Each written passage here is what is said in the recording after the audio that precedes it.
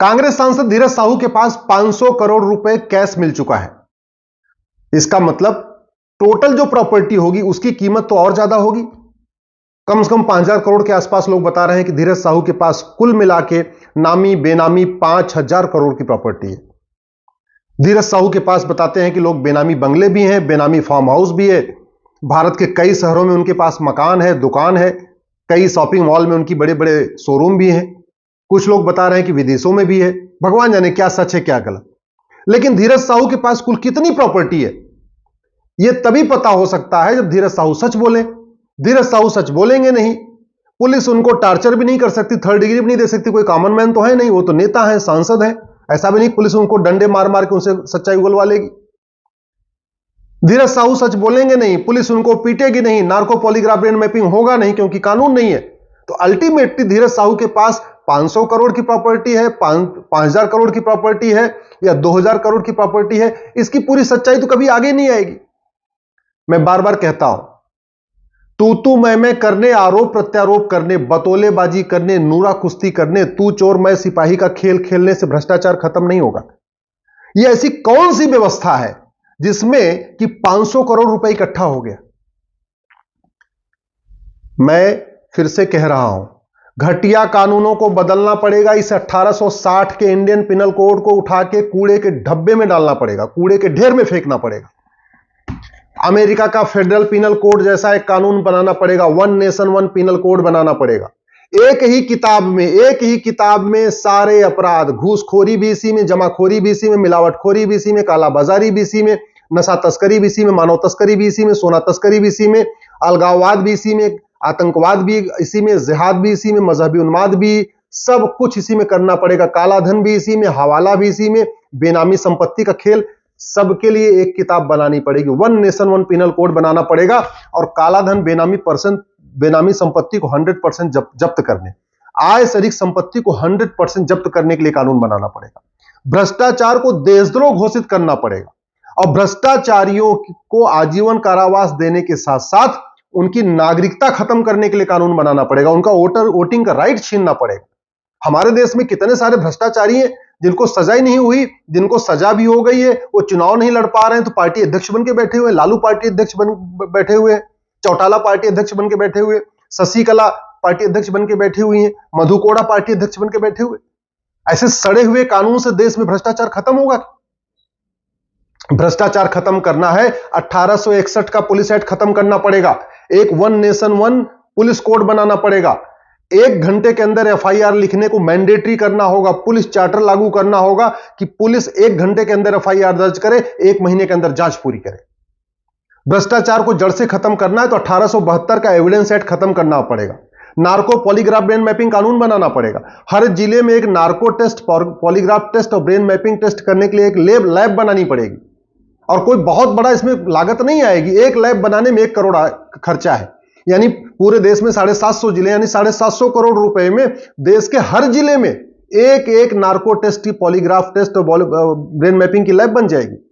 जितना पैसा 500 करोड़ रुपए इनके यहां मिल रहा है धीरज साहू के यहां, इसका मतलब 500 जिले में narco polygraph brain mapping lab तो इन्हीं के पैसे से बन सकती है। अगर वास्तव में भ्रष्टाचार खत्म करना है, हमें जुडिशियल रिफॉर्म करना पड़ेगा, जुडिशियल चार्टर लागू करना पड़ेगा। जज के लिए मैंडेटरी होगा कि वो जस्टिस विद इन ईयर करे, 1 साल के अंदर मुकदमे का फैसला करे। ये 10 साल, 20 साल, 25 साल, 50 साल, हमारे यहां स्थिति यह है, अब्दुल करीम तेलगी के मुकदमे का फैसला नहीं होता, उसके पहले अब्दुल करीम तेलगी खुद ही चले जाते हैं। और जब अब्दुल करीम तेलगी मर गए तो मुकदमा अपने आप खत्म हो गया। सुखराम के मुकदमे का फैसला नहीं हुआ, उसके पहले सुखराम चले गए। शिबू सोरेन के मुकदमे का फैसला नहीं हुआ, उसके पहले शिबू सोरेन चले गए। आज तक किसी मुकदमे का फैसला हुआ क्या? न नेशनल हेराल्ड का फैसला हुआ, न 2G घोटाले वालों का आजीवन कारावास फांसी हुआ, न कोयला घोटाले वालों का आजीवन कारावास फांसी हुआ, न कॉमनवेल्थ घोटालों वालों का आजीवन कारावास फांसी हुआ। 70,000 करोड़ का कॉमनवेल्थ घोटाला, न किसी को आजीवन कारावास, न किसी को फांसी, न किसी का 100% प्रॉपर्टी जब्त। 1,76,000 करोड़ का 2G घोटाला, न किसी का 100% प्रॉपर्टी जब्त हुई, न किसी को आजीवन कारावास, न किसी को फांसी। 1,86,000 करोड़ का कोयला घोटाला, न किसी को आजीवन कारावास, न किसी को फांसी। मुकदमा आज तक चल रहा है। 1984 के बाद जो सिख नरसंहार हुआ था, आज तक उसमें फैसला ही नहीं आया। तो ना अपराधियों को सजा हो रही, ना भ्रष्टाचारियों को सजा हो रही। कहां से भ्रष्टाचार खत्म होगा?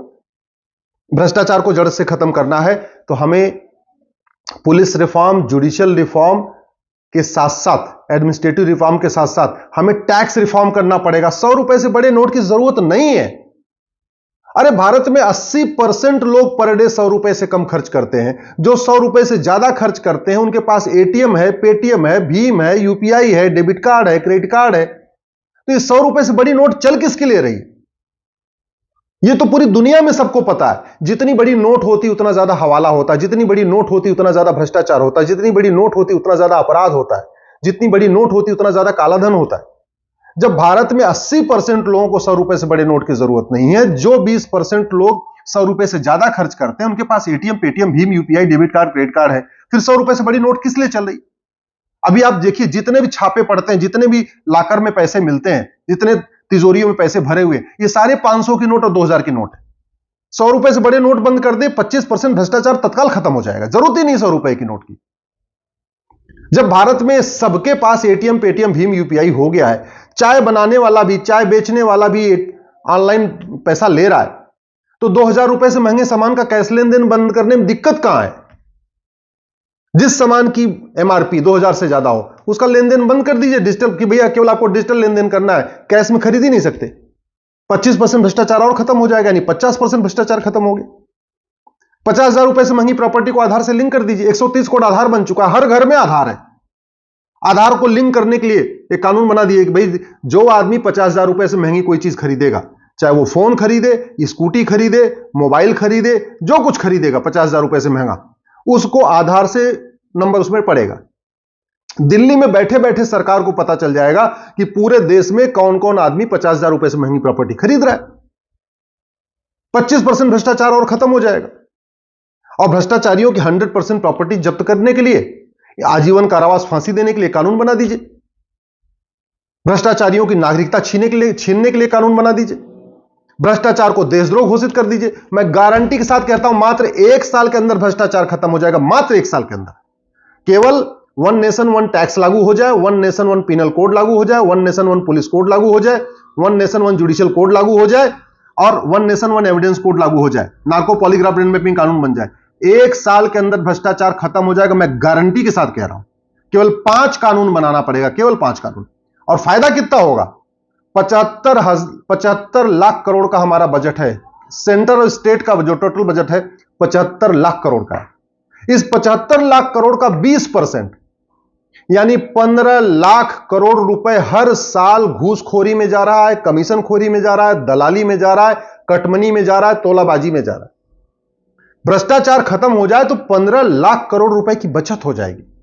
भ्रष्टाचार खत्म हो जाएगा तो भारत में बहुत सारे अपराध अपने आप खत्म हो जाएंगे। भ्रष्टाचार खत्म हो जाए, घूसखोरी खत्म हो जाएगी। भ्रष्टाचार खत्म हो जाए, घुसपैठ खत्म हो जाएगी।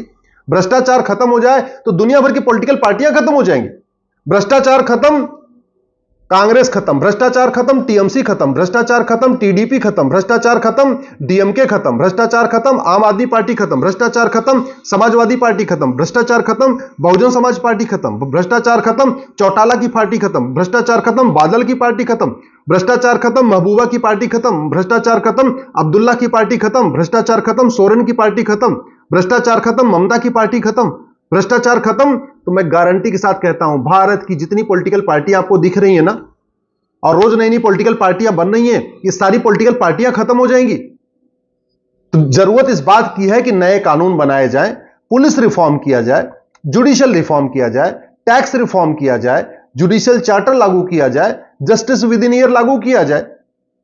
इस पे चर्चा नहीं हो रही है। ना इस पे नेता बोल रहे हैं, ना अभिनेता बोल रहे हैं, ना लेखक बोल रहे हैं, ना बुद्धिजीवी बोल रहे हैं, ना पत्रकार बोल रहे हैं, ना कलमकार बोल रहे हैं। सब केवल ये बता रहे हैं धीरज साहू के पास 500 करोड़ मिला। अरे बीमारी की चर्चा करने से बीमारी ठीक होती है क्या? दवा देनी पड़ती है। बीमारी की चर्चा करने से बीमारी ठीक नहीं होती। ऐसे समस्या की चर्चा करने से कोई समस्या खत्म नहीं होती। भ्रष्टाचार खत्म करना है तो ये 5 कानून बनाने पड़ेंगे, दूसरा कोई रास्ता नहीं।